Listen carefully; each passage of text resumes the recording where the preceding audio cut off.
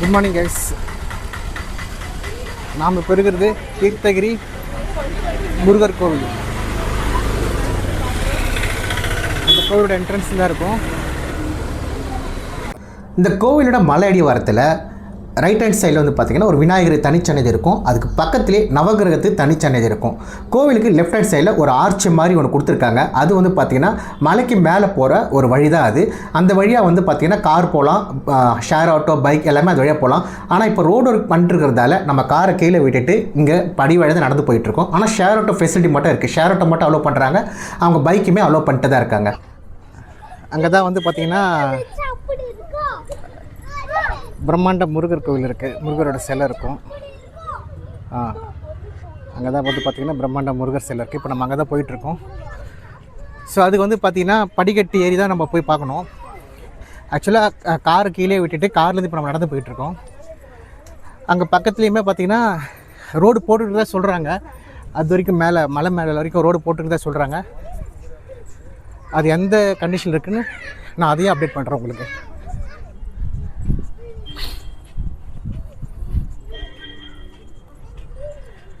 படிக்கட்டு வந்து நார்மலாக தான் இருக்குது, கொஞ்சம் ஏறினதில்லை.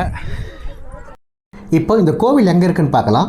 சென்னை வேலூர் நெடுஞ்சாலையில் சத்துவச்சாரிக்கு பக்கத்தில் புது ஒசூர் என்ற பகுதியில் லெஃப்ட் ஹேண்ட் சைட் நம்ம உள்ளே போனோம்னா வெங்கடாபுரம் என்ற இடம் இருக்குது. இந்த இடத்துல தான் இந்த கோவில் இருக்குது. கோவில் இருக்கிற மலைப்பகுதி தீர்த்தகிரி அப்படின்னு சொல்கிறாங்க. கோவிலோட மலை அடிவாரம் வெங்கடாபுரம்னு சொல்கிறாங்க.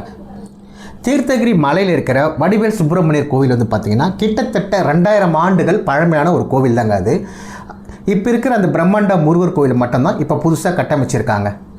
இந்த கோவிலுக்கு வந்து பார்த்திங்கன்னா பார்க்கிங் இப்போ தான் ரெடி பண்ணிகிட்ருக்காங்க. நம்ம கோவிலுக்குள்ளே உள்ளே வரும்போது ரைட் ஹேண்ட் சைடு உள்ளே போய் ஒரு இடத்துல நம்ம வண்டியை காரை வந்து நம்ம பார்க் பண்ணோம். கார் பார்க்கிங் வந்து ரொம்ப பெருசாகவே அங்கே இப்போ ரெடி பண்ணிகிட்ருக்காங்க. இன்னும் அது ஃபுல்லாக முடியல. இப்போ தான் ரோடு ஒர்க்லாம் போட்டு பார்க்கிங் வந்து ரெடி பண்ணிகிட்ருக்காங்க.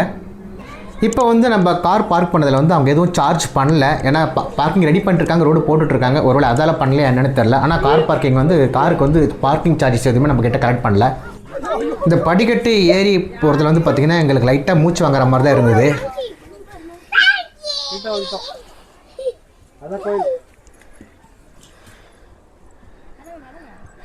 ஸோ படிக்கட்டு ஏறுற மாதிரி தான் இருக்குது. ஆனால் எங்களுக்கு கொஞ்சம் மூச்சு வாங்குது.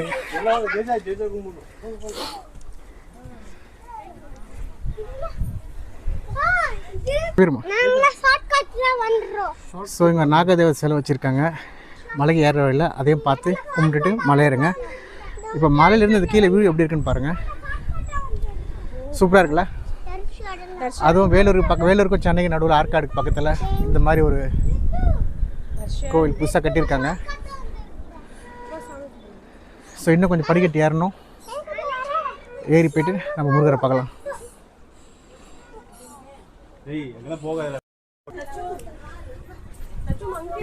இந்த கோவிலோட லொக்கேஷனை நான் டிஸ்கிரிப்ஷனில் வந்து ஷேர் பண்ணியிருக்கேன், அதையும் பாருங்கள்.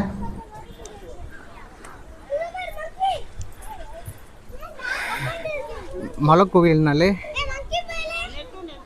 கட்டாயம் இவர் இருப்பார். அதே மாதிரி இந்த மலை கோவில்லையும் இவர் இருக்கார். நாங்கள் காலையில் 9 மணிக்கெலாம் அந்த கோவிலுக்கு ரீச் ஆகிட்டோம். அதனால் எங்களால் ஈஸியாக அசஸ் பண்ண முடிஞ்சது. கூட்டமுமே கொஞ்சம் கம்மியாக இருந்தது. அது மட்டும் இல்லாமல் முக்கியமாக வெயிலோட தாக்கமும் கொஞ்சம் கம்மியாக இருந்தது. நீங்களும் இந்த கோவிலுக்கு பிளான் பண்ணுற மாதிரி இருந்தீங்கன்னா காலையில் கொஞ்சம் ஏர்லியராகவே பிளான் பண்ணிவிடுங்க. அப்போ தான் வெயில் கொஞ்சம் கம்மியாக இருக்கும். படிக்கட்டு ஈஸியாக தான் இருக்குது ஏறதுக்கு. ஆனால் எனக்கு தான் கொஞ்சம் மூச்சு வாங்குது. பட் எல்லாராலையுமே ஏறலாம்.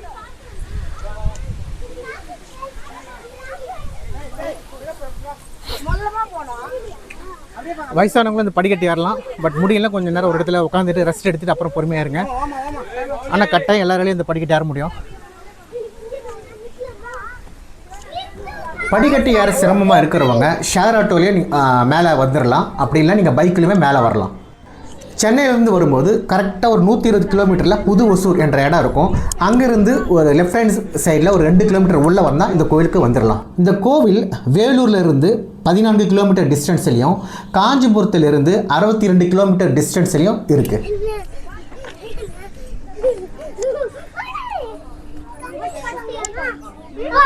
ஒரு கேர்ள் வந்து ஷார்ட்கட்டா போச்சுமா ப்ரோ வீடு நிறுத்த அப்படியே திரும்பனா லேட்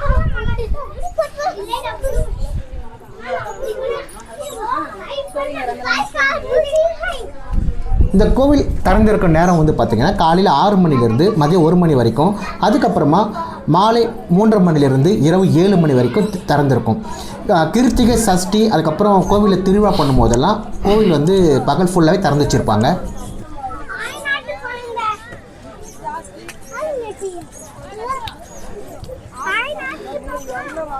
ஒரு 200 படிக்கட்டு இருக்கும்.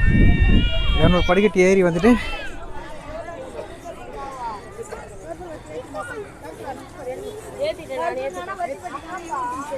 முருகரை பார்க்க போகிறோம். ஸோ இந்த முருகரை உள்ளே போய் பார்த்துட்டு வெளியே வந்துட்டு நம்ம பேசலாம்.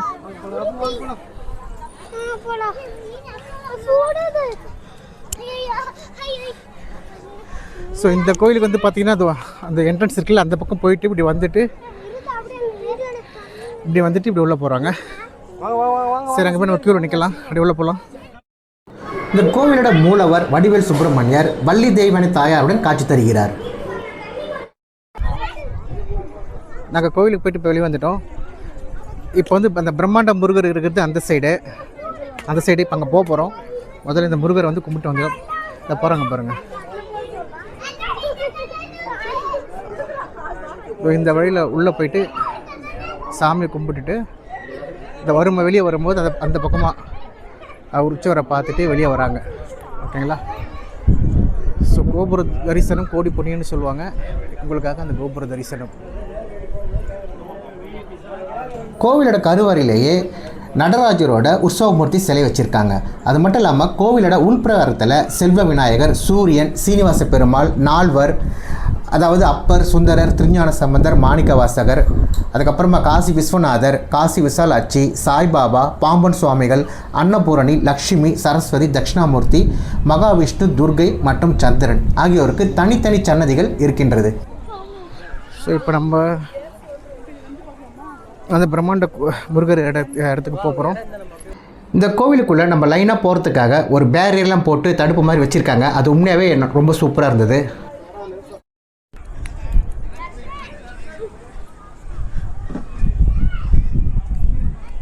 கீழே எப்படி இருக்குன்னு பாருங்க.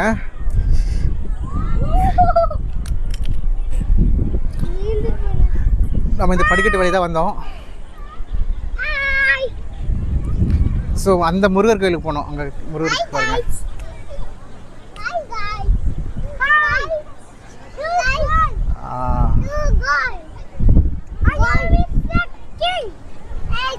இப்போ நம்ம பார்த்த தீர்த்தகிரி வடிவேல் சுப்பிரமணியர் கோவில் வந்து பார்த்திங்கன்னா ஏற்கனவே நான் சொன்ன மாதிரி 2000 வருஷம் பழமையான ஒரு கோவில் தாங்க அது. இப்போ நம்ம போக போகிற அந்த பிரம்மாண்ட முருகர் வந்து பார்த்திங்கன்னா இப்போ சமீபத்தில் கட்டி கும்பாபிஷேகம் பண்ணதான். ஜூன் மாதம் 2025 அப்போ தான் அது கும்பாபிஷேகம் பண்ணி ஓப்பன் பண்ணாங்க. ஸோ இதுக்கு தான் இப்போ நிறைய பேர் வந்து பார்த்துக்கிட்டு இருக்காங்க. இப்போ நம்ம போயிட்டுருக்கோம், பார்க்கலாம். ஸோ ஃபஸ்ட்டு நம்ம ஸ்டெப்ஸ் ஏறி வரும்போது பார்த்திங்கன்னா ஒரு 200லேருந்து ஒரு 230 ஸ்டெப் வரைக்கும் இருக்கும். அது ஏறி வந்தோன்னா அந்த கோவில் பார்த்தோம். அங்கேருந்து நம்ம இப்படியே இந்த வழியாகவே நடந்து வந்தோம். இந்த தர்ஷன் நடந்து வரோம் பாருங்கள். இந்த வழியாக நடந்து வந்துட்டோம்.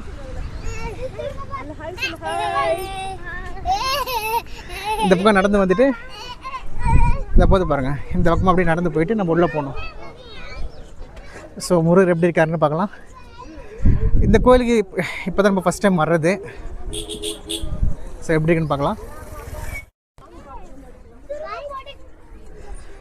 கார் வந்து மேலே வரலான்னு சொல்கிறாங்க. ஆனால் இப்போ ரோடு ஒர்க் போகிறதால இன்றைக்கி ஓப்பன் இல்லை. ஆக்சுவலாக இன்னும் ஒரு 2 வீக்ஸ் கழிச்சு ஒன்றா மேலே அலோவ் பண்ணுற மாதிரி சொல்லியிருக்காங்க. கீழே செக்யூரிட்டி கேட்டது. நீங்கள் ஒரு வேளை 2 வீக்ஸ் கழிச்சு வந்தீங்கன்னா நீங்கள் கீழே செக் பண்ணிட்டு வாங்க. ஸோ காரு பைக் எல்லாமே மேலே அலோவ் பண்ணுறாங்க. நீங்கள் அப்படியே நம்ம சேனல் சப்ஸ்கிரைப் பண்ணுங்கள், ஷேர் பண்ணுங்கள், கமெண்ட் பண்ணுங்கள். மறக்காமல் பக்கத்தில் இருக்க பெல் ஐக்கானை ப்ரெஸ் பண்ணுங்கள். அப்போ தான் நம்ம போடுற வீடியோ உங்களுக்கு நோட்டிஃபிகேஷனில் வரும். ஸோ வேலையெல்லாம் கொஞ்சம் பண்ணுறதால கொஞ்சம் பார்த்து தான் வர்ற மாதிரி இருந்தது.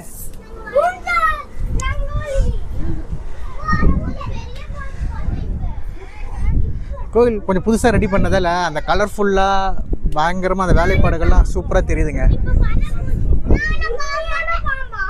நீங்களும் முடிஞ்ச வரைக்கும் கொஞ்சம் சீக்கிரமே இந்த கோயிலுக்கு வந்துடுங்க. ஏன்னா அப்போ தான் அந்த ஒரு கலர்ஃபுல்ன்றது என்ன சொல்கிற அந்த பெயிண்டிங் ஒர்க் எல்லாமே பார்க்க முடியும். நாங்கள் இப்போ மேலே வந்துட்டோம். இங்கே பாருங்க, சும்மா மிரட்டலாக இருக்காரு.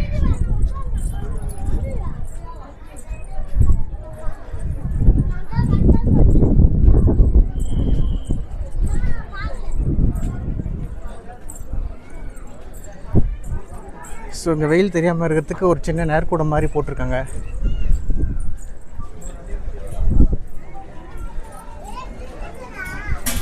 தொண்ணூற்றி 2 அடி உயரமுள்ள பிரம்மாண்டமான இந்த முருகர் தென் வடக்கு திசையை நோக்கியவாறு சும்மா பிரம்மாண்டமாக காட்சி தருகிறார். ஸோ இவ்வளோ கிட்ட தான் நம்மளை அலோவ் பண்ணியிருக்காங்க. ஸோ இங்கேருந்து நான் உங்களுக்கு காமிக்கிறேன். தரம் மட்டத்திலிருந்து நம்ம தீர்த்தகிரி முருகர் கோவில் பார்த்தேன்ல ஃபஸ்ட்டில், அந்த கோவில் வந்து பார்த்திங்கன்னா 500 அடியில் இருக்குது. ஸோ அங்கேருந்து இந்த பிரம்மாண்டமான முருகர் வந்து பார்த்திங்கன்னா 92 அடியில் காட்சி தராரு. அழகுனாலே அது முருகர் தாங்க. அதுக்கு மேலே அழகு சேர்க்க விதமாக பிரம்மாண்டமாக கம்பீரமாக இந்த முருகர் காட்சி தராருங்க.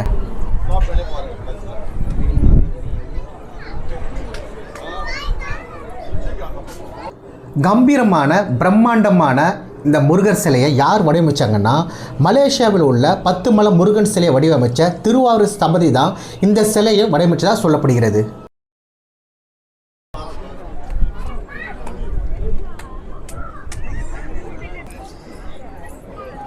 உண்மையாகவே செமையான ஒரு கோவிலுங்க.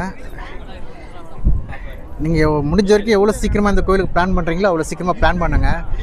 ஏன்னா இதுக்கப்புறம் வந்து பார்த்திங்கன்னா நிறைய கூட்டமாகிடும் இந்த கோவிலில். இன்னொரு விஷயம், நீங்கள் பிளான் பண்ணும்போது இந்த கிருத்திகை சஷ்டி அந்த மாதிரி டேயில் பிளான் பண்ணாதீங்க. அப்போ வந்து பார்த்திங்கன்னா இந்த கோவிலில் ரொம்ப கூட்டமாக இருக்கும். நீங்கள் இவ்வளோ கிட்ட வந்து ஃபோட்டோலாம் எடுக்க முடியாது, இவ்வளோ கிட்ட வந்து பார்க்க முடியாது. எஸ்பெஷலாக அந்த கிருத்திகை சஷ்டி அன்றைக்கி வந்து ரொம்ப கூட்டமாக இருக்கும். ஸோ மற்ற டேஸில் நீங்கள் பிளான் பண்ணிங்க. நம்ம இப்போ இந்த கோவிலில் வந்து பார்த்தீங்கன்னா ஒரு வீக்கெண்டு சாட்டர்டே அப்போ வந்தோம்.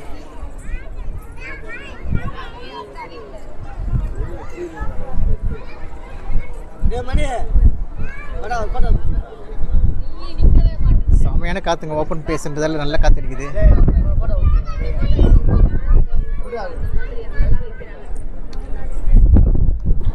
கையில் வெயிலோட கம்பீரமாக இருக்கார் இந்த முருகர். அது மட்டும் இல்லாமல் உலகத்திலேயே மிக உயரமான முருகன் சிலையில் இது 3வது இடங்க. ஸோ இப்போ அப்படியே சைடில் என்னென்ன இருக்குன்னு பார்க்குறேன். உங்களுக்கு ஃபுல்லாக கட் பண்ணி பாருங்கள். பிளேஸு நல்லா காற்று அடிக்குது. காற்று சவுண்ட் அதிகமாக கேட்கணும்னு நினைக்கிறேன். உங்களுக்கு ஓப்பன் பிளேஸ்ன்றதால நல்லா காற்று அடிக்குது பாருங்கள். கூட்டமாக இங்கே ஒரு எப்படியோ ஒரு 200-300 பேர் வரைக்கும் இங்கே ஒரே டயத்தில் நிற்கிற மாதிரி தான் இருக்குது. அந்தளவுக்கு ஒரு ஸ்டேஜ் மாதிரி இருக்குது இந்த இடம். ஒரு 300 பேர் வந்து நிற்கலாம், இங்கே சாமி பார்க்கலாம். 300 பேர் அடுத்த டயத்தில் இருந்தாலுமே நீங்கள் அந்த கிருத்திகை டேஸ் மட்டும் கொஞ்சம் அவாய்ட் பண்ணிவிட்டு வாங்க வரும்போது.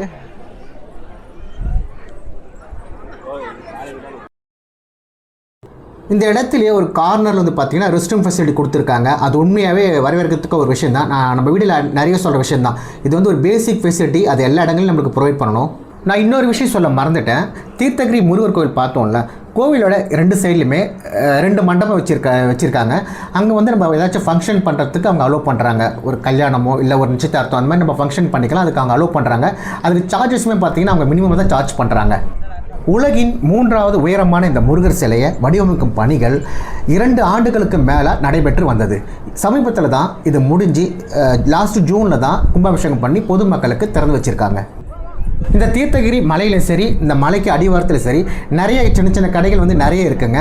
நமக்கு ஏதாச்சும் வேணும்னா வாங்கிக்கலாம். பூஜை பொருட்கள் வாங்கிக்கலாம், தண்ணி பாட்டில் ஆகட்டும், ஒரு சின்ன ஸ்நாக்ஸ் ஆகட்டும், எல்லாமே நம்ம இங்கே வாங்கிக்கலாம். கடைகள் வந்து பார்த்திங்கன்னா நிறைய கடைகள் இருக்குது. பார்த்திங்கன்னா ரொம்ப சூப்பராக இருந்துங்க. நல்ல ஒரு எக்ஸ்பீரியன்ஸ் தான். இங்கே வந்து தீர்த்தகிரி வடிவேல் சுப்பிரமணியரோட பார்த்துருக்கோம், தரிசிச்சிருக்கோம். இந்த பிரம்மாண்ட முருகரை பார்க்குறதுக்கு ஒரு வாய்ப்பு கிடைச்சிது. நீங்களும் வாய்ப்பு கிடைக்கும்போது இந்த கோயிலுக்கு வாங்க, கட்டாயமாக வந்துட்டு போங்க. அதெல்லாம் முடிஞ்சு கொஞ்சம் சீக்கிரம் வந்துட்டு போங்க. ஏன்னா அந்த பெயிண்டிங்கெல்லாம் பார்த்தீங்கன்னா கலர்ஃபுல்லாக பார்க்குறதுக்கே கொஞ்சம் அழகுனால அது முருகர் தாங்க. அந்த முருகருக்கு அந்த ஒர்க் புதுசாக இருக்கும்போது அவர் இன்னும் அழகாக காட்சி தருவார். அதில் தான் நான் சொல்கிறேன். நீங்கள் மறக்காமல் நம்ம சேனல் சப்ஸ்கிரைப் பண்ணுங்கள், ஷேர் பண்ணுங்கள், கமெண்ட் பண்ணுங்கள். அப்படியே பக்கத்தில் இருக்க பெல் ஐக்கனை ப்ரெஸ் பண்ணுங்கள். அப்போ தான் நம்ம போகிற வீடியோ உங்களுக்கு நோட்டிஃபிகேஷன் வரும். மீண்டும் ஒரு பதிவில் சந்திக்கிறேன். Tata, bye by.